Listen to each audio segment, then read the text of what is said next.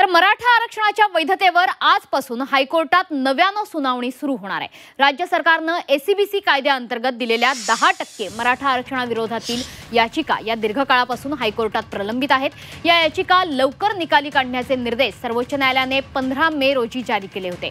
आरक्षणावर आधारित मराठा विद्यार्थ्यांचा प्रवेश हे त्रिशंकू अवस्थेत आहेत, याची गंभीर दखल घेण्यात आली आहे।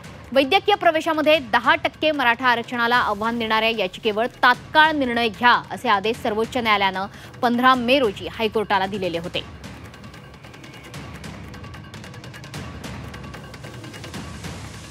तर मराठा आरक्षणासंदर्भातली ही महत्त्वपूर्ण सुनावणी सुरू होते। या संदर्भातच बातचीत करण्यासाठी माहिती देण्याकरता आपले प्रतिनिधी गोविंद तुपे हे आपल्या सोबत जोडले जात आहेत। गोविंद, मराठा आरक्षणावरच्या ह्या सुनावणीला वेगळं महत्त्व आहे, कारण अनेक मराठा विद्यार्थ्यांचे प्रवेश त्यामुळे रखडलेले आहेत। कशा पद्धतीने ही सुनावणी होणार आहे, कधीपासून ही सुनावणी सुरू होईल आणि साधारणतः अंतिम निर्णय कधीपर्यंत अपेक्षित आहे?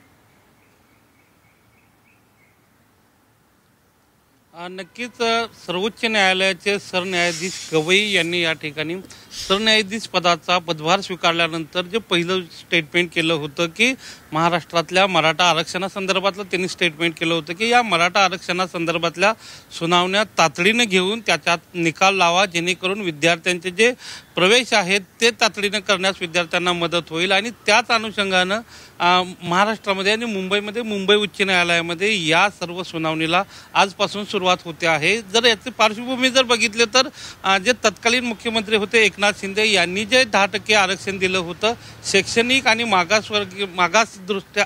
मागासलेले जे मराठा लोक आहेत की त्यांना 10% जे आरक्षण दिलं होतं, त्या सर्व आरक्षणाला काही लोकांनी चॅलेंज केलं होतं। त्या अशा एकूण 18 याचिका ज्या आहेत त्या मुंबई उच्च न्यायालयात दाखल झालेल्या आहेत। त्यामध्ये काही समर्थनार्थ याचिका आहेत तर काही विरोधातल्या याचिका आहेत।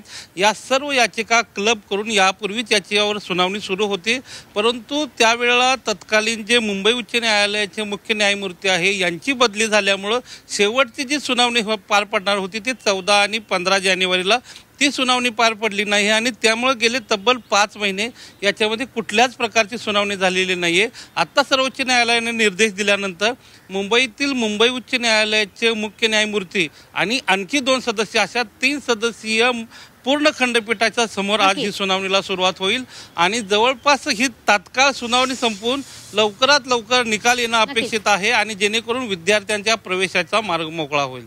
नक्कीच गोविंदजी, या संपूर्ण सुनावणीवर तुमचं लक्ष असेलच। तुर्तास धन्यवाद या सविस्तर माहितीबद्दल।